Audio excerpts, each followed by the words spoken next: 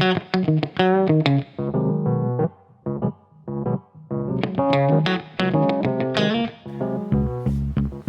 really wants to have pieces of wood thrown at him. That's why he goes there. So what's about to happen? It's just part of the R&D, but everything is under control.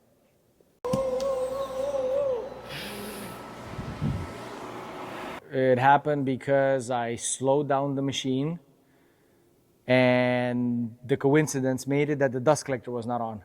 So router created a lot of wood chips. I have slowed it down from moving, but the actual router bit was still rotating with 22,000 RPM. So it heats up extremely fast. So it was a matter of 2 seconds of staying in the same spot, and it started smoking. It could be very dangerous, not being aware of what might happen with the router bit. But me, I knew about it. That's why I slowed it down immediately. And as soon as I realized that the dust collector was not on, I stopped it. Because it's loose, or it's because there's no dust collection, right? It's only 22,000 RPM. Only?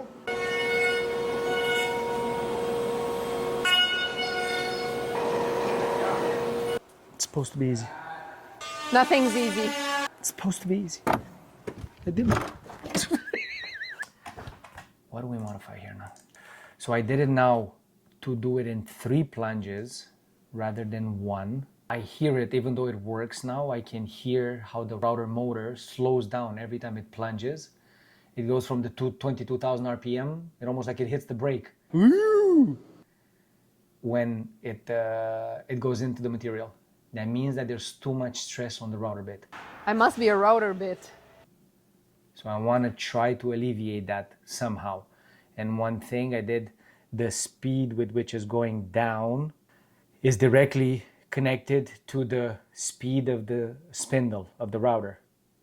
And it was at 1.1. No, I did it at 1. When the router bit, so it moves and it goes where it's going to start the cut. The initiation of the cut is by the router moving downwards. So that's how it initiates the program. So it goes to position, and when it goes down, that's when the cutting program starts. And that movement downwards, it's plunge. That's what it's called in the softwares.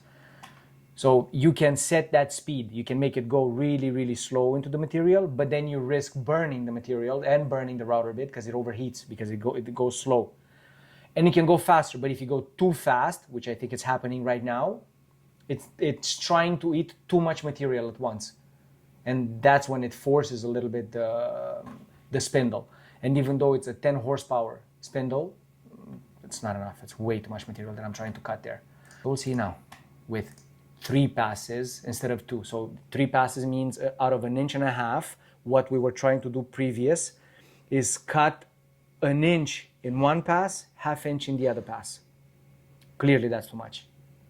So now I'm going to try to cut about 1/2 inch a little bit over 1/2 inch in the first pass, 1/2 inch on the second, and a little bit less than 1/2 inch on the third. Motherfucker. So it looks like it's working. You don't hear it slowing down. Stay tuned for part 2.